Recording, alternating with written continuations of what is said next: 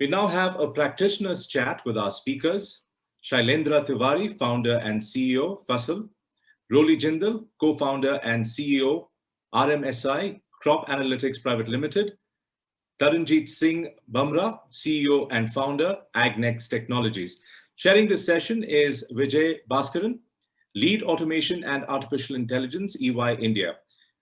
With over 22 years of experience in consulting and business transformation, Vijay leads the Intelligent Automation and Artificial Intelligence AI for EY in India. He leads a team of multi-talented professionals focused on delivering intelligent automation across robotics, process automation, cognitive automation, including conversation, vision, and intelligence. Pleasure to have you all here with us this evening. Over to you, Vijay. Thank you, Justin, for the introduction, and welcome all the panelists. I think we've got a great session ahead of us. My name is Vijay Shankar, and I'm your panel moderator for today. It's a very interesting topic that we have for applying AI in agriculture. But before I get into the discussion, let me just share some data points in the way that the sector is, as well as some of the challenges that we would see. Right? We all know agriculture is a $400 billion sector in India, contributing to about 17–18% of the GDP. More than 50% of our employable workforce is in agriculture. In India, is the second largest farm producer as well, be it in rice, wheat, pulse, or some of the other agri products. And if you really look at from another data point is, India has the second largest cultivatable land as well after the US. So clearly a big sector and big economy. I think something that is requiring AI to kind of drive more efficiency and productivity. But if you really look at a little bit more in deeper, right? What does that mean?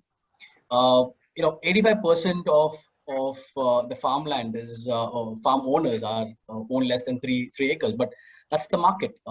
This is what we heard is that across different markets as well, these are small holding markets. I mean, this is how farmlands are being defined. The large farm holdings are pretty much an exception.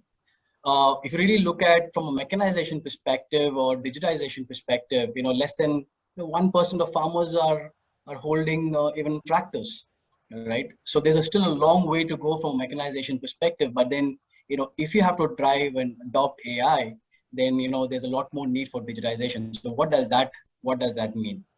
And then if you really bring these two together and look at a couple of more data points around, right? One, our overall crop yield is 1/3 of some of our markets, whether you compare this China or compare this with US, etc.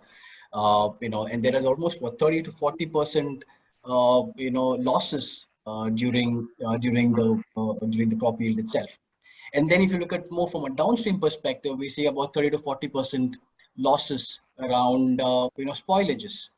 Again, another area to improve upon where the overall productivity of farmlands has increased, because both from a yield perspective as well as at the spoilage reduction perspective. And finally, if you really look at all of it putting together, how do you really improve farmers' income? I think India continues to be the laggards on that. When you really look at from a percentage perspective, when the end consumer, the price that they pay for, the farmers probably get about 10 to 25% of that price point. But if you really look at that from a more developed market perspective, it's almost 60 to 70%.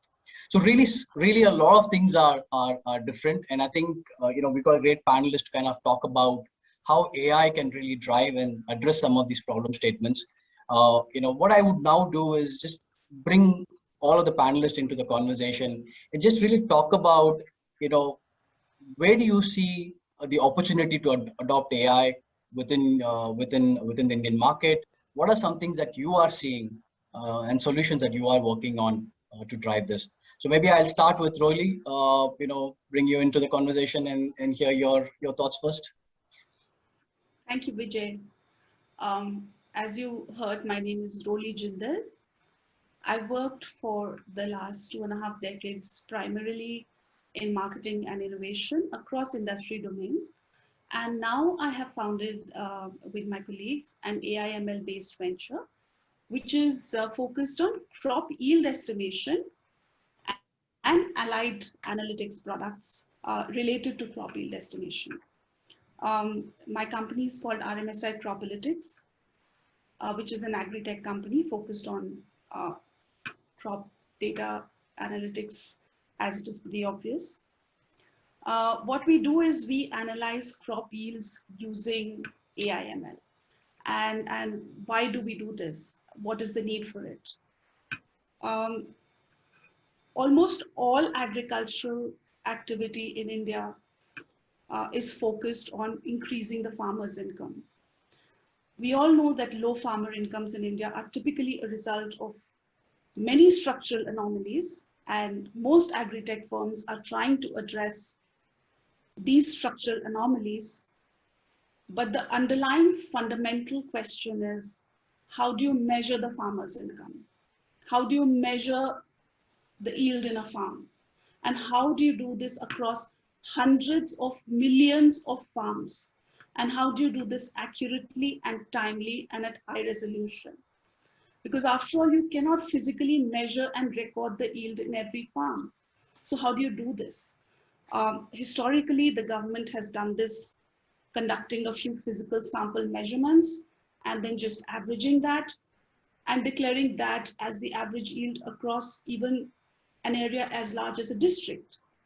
And as you can well understand, this is neither accurate, nor does this show you pockets of distress in real time. And therefore, our solution is to use high resolution data from satellite imagery, which is available for a country of India's scale. And we apply artificial intelligence on that data to accurately predict crop yields for maybe the entire country, for maybe all the crops. So we do this with the government now. The government has a fairly active program trying to see the application of this technology. And we've done this for several seasons now across many, many districts. Back to you, Vijay. Thanks, Roli. Thanks for that. From the area perspective, Shailendra, maybe I'll bring you in, and as you kind of see this as the next stage in terms of farmlands, and from the data that is needed from a farmland perspective. If you can just talk about what you are doing and what kind of solutions that you are building to solve this. Thank you, Justin, for the introduction, and thank you, Vijay, for the question. I think the question that you put up is something which encompasses everything about agriculture. The moment you talk about low farmer income, or the moment you talk about low productivity, or the moment you talk about downstream losses, or you talk about digitization versus mechanization, and the need for both, I think in one way or another, we have the entire paradigm of agriculture, not just in India. I think definitely feel that AI has a role to play. We started Fasal in 2017 unofficially, where we were trying to learn ourselves, and then formally in 2018, and it has been about 3-4 years since we have been working directly with farmers as well, especially focused on pre-harvest, production side of this entire equation. And Roli was talking about understanding yield, and a fundamental question is, how do you measure the income of a farmer? What is the right income? What is low income and what is high income? So if you talk about farmers' incomes, you could talk about it from two perspectives. One is, how much is the farmer spending, and can you reduce that? And second, how much is the farmer making? And for the farmer to make more money, quality comes into picture, which I believe Taranjit will speak in detail. But the majority of troubles that farmers are seeing at farm level, which deter this productivity, would include making farm level decisions right. So effectively, if you look at it, agriculture is nothing but day in, day out making certain decisions. and those decisions are made by the farmers, include decisions like irrigating crops or fertigating those crops, or managing disease issues, or managing pest issues, or managing climate risk now, which is a thematic subject for this century per se. And the kind of decisions that a farmer makes decide the fate of the crop. So what kind of quality or quantity he will get. And then to make those decisions, he is executing. So how much money he's putting in execution, whether that money is optimum or not, whether he's doing it excess or he's doing it less or whatnot. And in our learning, the farmer does a lot in excess and then making money out of it. So and if you look at this entire value chain, there is game of, a lot of things can be done via AI, whether it is about making the right set of decisions at the farm while growing crops, whether it is optimizing the amount of money that the farmer is spending while growing the crops, whether it is getting certainty or transparency in saying that the quality that I feel is true quality in its true measurements. These are all, or whether it is about securing his crops. We were talking about farm insurance, whether transparently we are able to protect his crop in a manner that he trusts that the system will work for it. These are all the areas where AI can play a massive role. I believe in the last 4 or 5 years, certain good organizations have set up shop and have proven that you can build technology which can solve some of these problems at scale. We have scratched a little bit of the surface, and I believe the potential is that in the next 5 to 10 years, 15 years, we'll be seeing these technologies scaling up and making massive impact on the entire value chain. That's my view on it, Vijay. Over to you. Thanks, Shailendra. I think that's a very comprehensive view of how you see it and the areas that you as well. So Taranjit, maybe I think, if you really look at, we've talked about satellite imaging from the data from a source standpoint, we've got data from the farmland perspective, maybe now coming to you from a quality standpoint. So what do you see and what are the kind of solutions, problems that you are looking to solve for? Yeah, thank you so much. I think, so the major thing that we want to address, is, as Shailendra told, how can we bring decisions to the farmland in agriculture, not just in India, globally.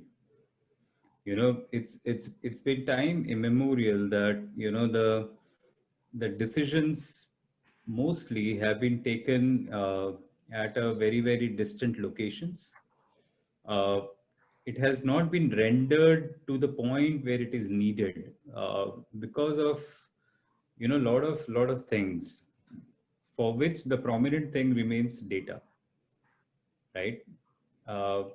We didn't have technologies which could extract data on the spot, whether it's for the farm, whether it's for the post-harvest, whether it's pre-harvest, whether it's in entirety a more related to topography or climate or weather or anything like that. What has happened in the last 10 years especially, although these models existed, I mean, a decision support system existed 25 years, 30 years back as well. But the data streams that were collected was very, very difficult. And to build those models in an agriculture lab was the kind of thing that PhDs and others only used to think about. It was not something that was given to a farmer that, that this is the data stream and this is the impact that will happen if you don't take this decision now. Now that is something I think most of the entrepreneurs in this world today, and a small set which is sitting here, kind of is focusing now. What we have all tried to focus on is how can we first get as much data as possible in order to build the AI which will replace the subjectivity that exists, as simple as that. All of us are trying to first remove the subjectivities that exist. And for that, our jaddojahed or the fight is to collect as much data streams as possible. and what are the technologies that will bring it, right? So, I mean, for me, honestly, I have been seeing agriculture for the last 25 years very closely. India, as a student, as a professional in India, as a professional globally, and then coming back as an entrepreneur. So in all 4 stages of my life, I have seen that the biggest issue is, data gathering or extraction, then cleaning the data, getting the data accuracy correct, and then building the model, and then kind of getting onto the predictive side, which removes the subjectivity. What I see, I mean, kudos to both Roli and Shailendra, who are doing this work on the pre-harvest, as well as on the more of the demographic, topographic analysis, weather and climate analysis, because that data is extremely large data sets that needs to be extracted and models need to be built on. What we at AgNext found is that that anything that comes out of the farm, right, that's the output. So a lot of efforts have been put on the input side, on the growth side, but nothing on the post harvest, which is basically what is the output that is usually measured on two axes. One is quantity and one is quality. That the axis of quantity has been existing, but the axis of quality has not been there. Why output is important? Because again, not just the produce, but also the transaction that happens, any payment that happens in agriculture value chain. In the end, a farmer's salary is nothing but the payment that he gets, right? Or income is the payment that he gets for his produce. That is analyzed on 2 aspects, the quantity and the quality again. Now, if we can digitize quality, it can remove a hell lot of subjectivity that exists across the value chain. And you can talk about any commodity, you can talk about any point in the supply chain, you can talk about any country in the world. So if we can digitize coffee, we can go to Nicaragua and do that same thing and help them to get a better price. What we are doing in Rwanda. If we are doing tea in India, we can take it to Kenya, we can take it to Sri Lanka, and we can take it to Vietnam, and we'll still solve the same problem that exists now in India. If you're talking pulses, we can still go to Kazakhstan and we can go to pulses, in Vietnam and kind of get the same problem solved. The idea is, how do you digitize it, and what is the technology available which will remove the subjectivity of quality assessment or the output assessment.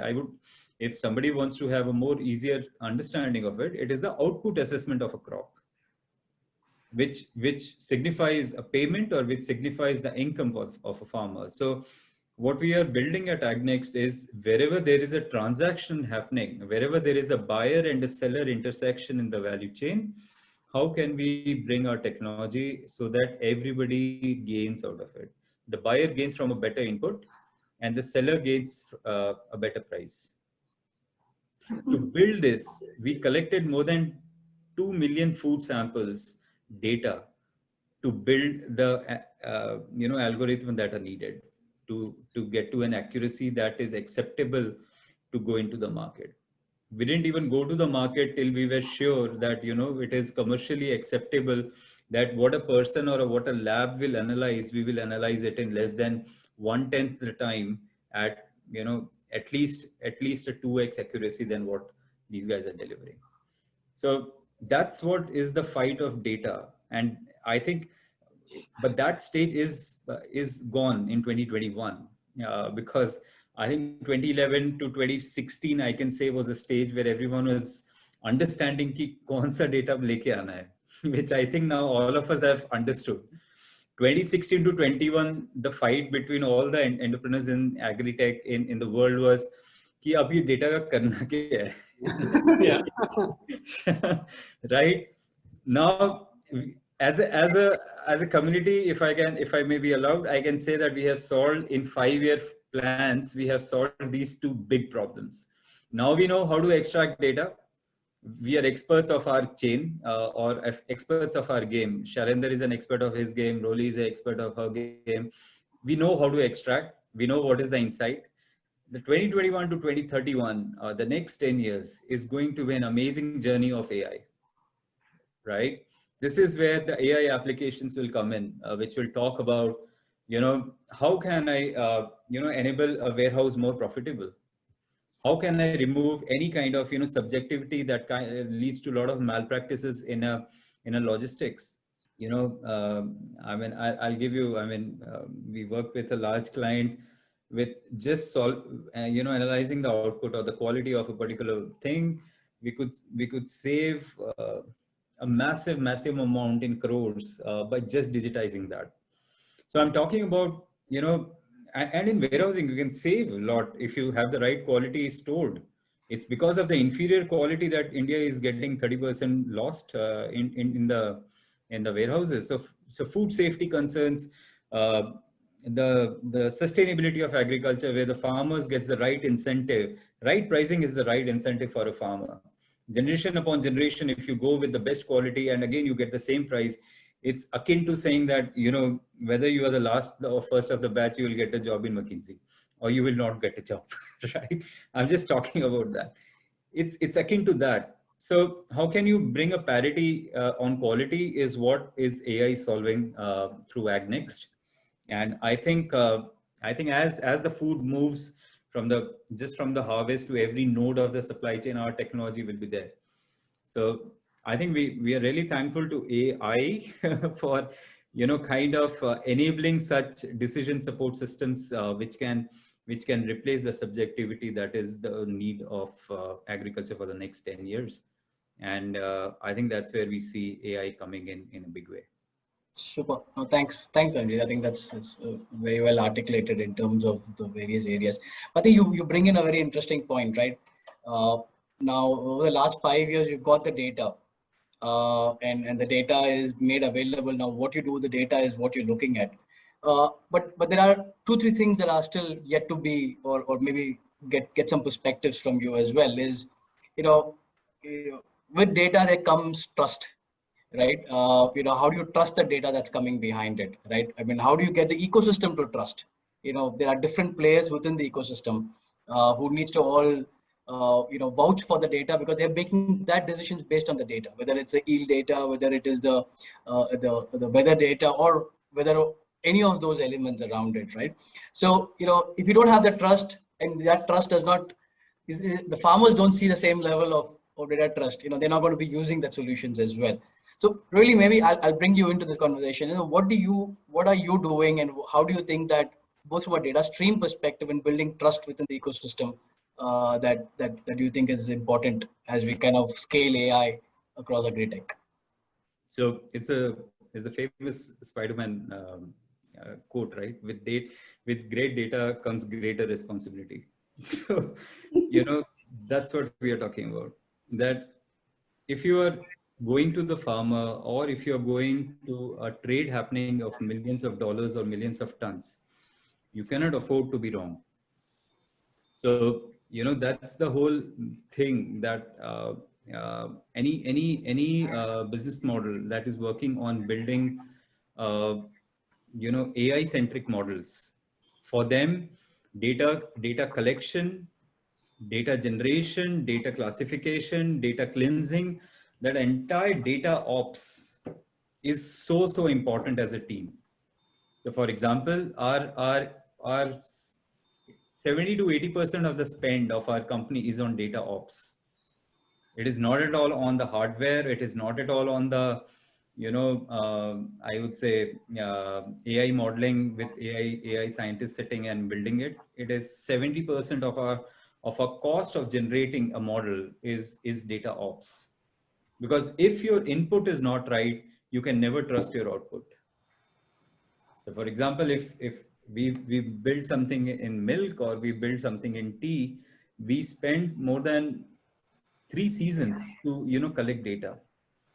So it's not a game for the faint-hearted who are doing the data game, because you just can't go and say that, hey, you know what, we are an AI. I mean, it's not a PPT game that you can go and say we are an AI blockchain company, right? So it's like, you are talking about the game. You know what you are talking about. I mean, you know how to collect 2.2 million samples of food, to send it to labs, to cleanse it, to ensure that they are correct. They are part of the season, they are part of the geography, they are part of the variety that you are trying to analyze. So that is a humongous task. So what you rightly said, it's with what did you say, that with great data comes great responsibility. I think that is what we are talking about, that whosoever is building an AI centric model. Roli, what's your point of view from a data perspective? I think Taranjeet's been very comprehensive in this. I agree with most of what he's saying. There is all over the world in the AI industry, there are certain, when you adopt AI into a specific sector or into a particular application, there are some principles that you need to follow.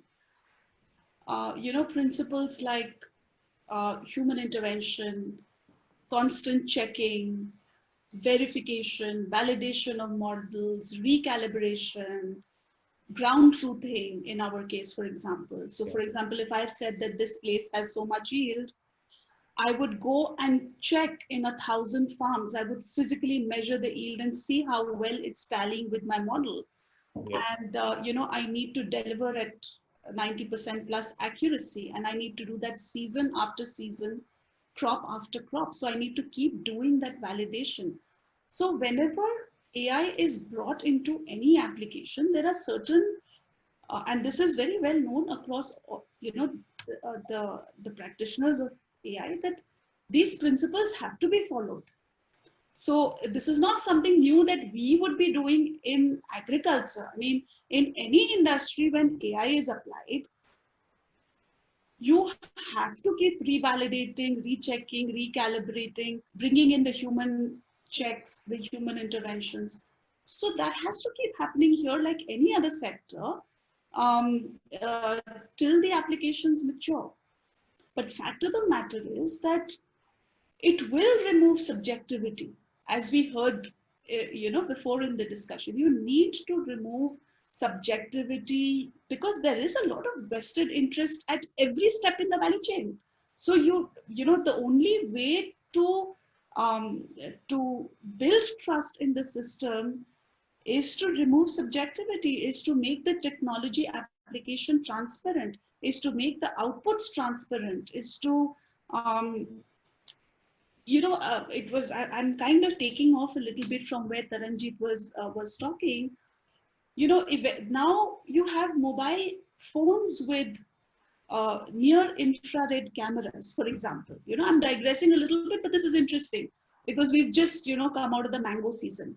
When you have mangoes in the peak mango season, 1 time out of 5, you will not be happy with the flavor of the mango. You paid the same amount of money. It's an expensive fruit. You want to be sure, even as a consumer, I'm not even talking about large companies that buy enormous quantities. Even as a consumer, I want to be sure that the mango that I'm buying is going to have good flavor. Now imagine if I had a mobile phone with an app where I could take a picture of a mango and it would tell me whether the flavor is good or bad. It's going to happen one day. It's maybe not happening today, but it's going to happen one day, right? What have you done? You've cut out the subjectivity. And you've brought in transparency. You've digitized the quality. That's what Taranjeet is talking about, really. This is the way to build trust into the system. Today, your fruit seller is saying, "Acha hai, madam, le jao, le jao." This is the way to build trust into the system with data, with AI. Thanks, Roli.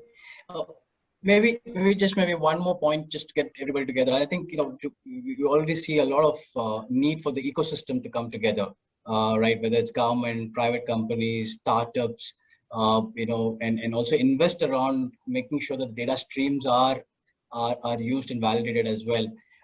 Maybe a quick 1-minute round just around everybody in terms of how do you see the ecosystem coming together in developing AI in agriculture, and what would you like to see more of that in the next 5 years? I'll start with Shailendra. Sure, Vijay. So I think first I would like to borrow what Taranjeet said. I think he has just put it so beautifully and succinctly that the entire task is to remove subjectivity, and agriculture probably is the most subjective sector that I can think of at this moment. I think the magic throughout this value chain, like whether it is a farmer deciding which seed I'm going to put, or which agrochemical I'm going to use, or the kind of decisions that he's making at the farm level, or the way his produce is seen by him, or whether the way his produce is seen by, evaluated by the buyer, or the way it is moving across the value chain and reaching the plate. I think this entire value chain is very, very subjective in nature. And the challenge is that these are all difficult pieces and pivotal pieces. So if you are wrong in choosing the right seed, that means you will have a ripple effect in the entire value chain. So you'll have lower productivity, you'll have lower quality, you'll have lower income. So these all points, touch points, are very, very sensitive.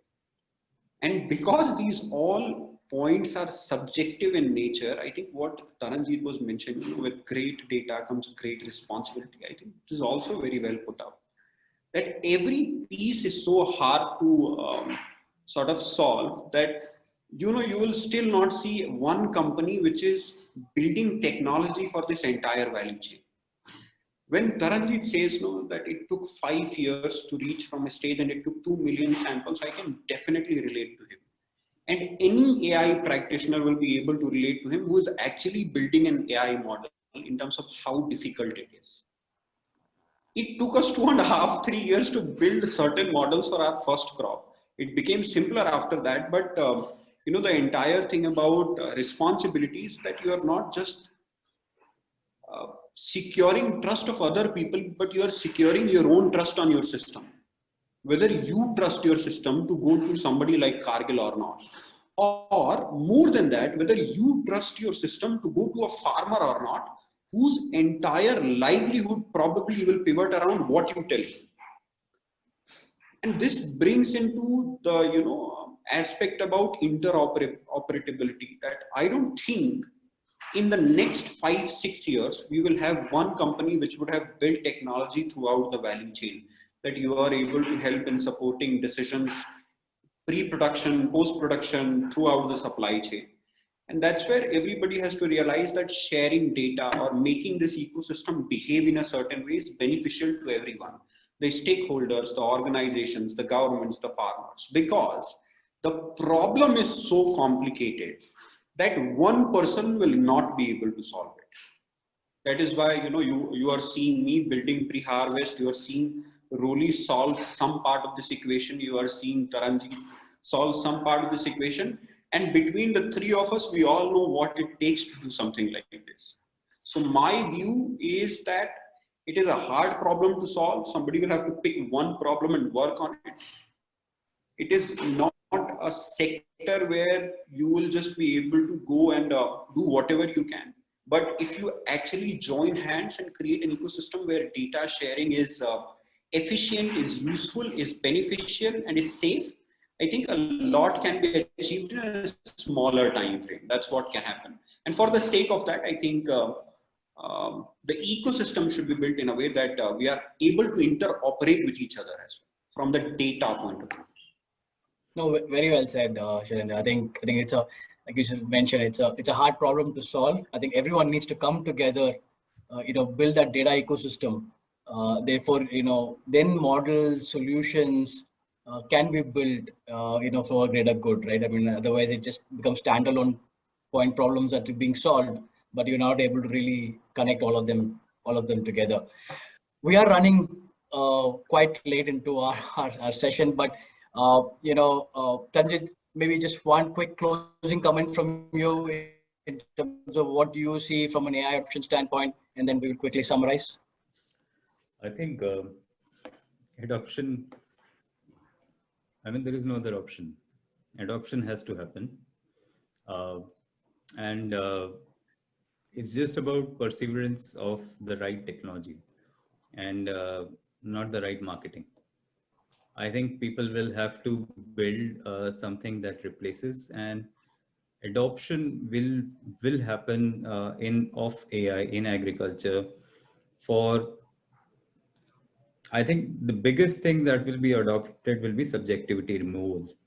So whether it is on the farm side, pre-harvest, post-harvest, whichever, people would want to bring in technologies that can change subjectivity or altogether, bolster subjectivity with more data and bring in eons of experience that lies at the heartlands with, more data points. So I don't have even have a slight doubt that, this won't fly. AI will transform agriculture. It's just about the right tech, the right application, and the right effort. Otherwise, there is no, nothing stops. I mean, putting blame on agriculture that it's a slow adoption game, I do not believe that. It's a high adoption game. It's a slow modeling game. It takes time because of one thing, that for the right tech, you have to build the right data models. So I think that is the only thing that is stopping. Otherwise, once it's done, there is no stopping. Absolutely. Thank you, Sanjay. It's great words. I took a lot away from the session. Just at least 2-3 points that came to my mind. I think, how do you really, remove subjectivity in the entire stream? Use decisions or data-driven decisions across all aspects of it. I think AI has a big role to play around it. I think too, on the ecosystem coming together, building more trusted data that all parties within the ecosystem can share, build on, and create. I think it's a great value proposition, because I think it's like Shailendra had mentioned, it's a hard problem to solve. I think people need to come together to bring in, and all three of you are building great solutions, great products, great problems that you're solving for. And I think, I'm sure there's a lot more that you are all bringing to the table in the future to come. I think we are in that cusp of getting into AI revolution. So I hope the next 5 years, is driving that transformative change in agriculture, bringing AI together. And I thank you all for joining in today and sharing your insights and thoughts, and wishing you all the very best in all the areas that you're working on. Thank you, and have a great rest of the day. Thank you. Thank you. Thank you. Thank you so much. Thank you very much indeed, Vijay, for aptly summing up that amazing session. And thank you to our panelists, Shailendra, Roli, and Taranjeet. And of course, Vijay, thank you for moderating that interactive session.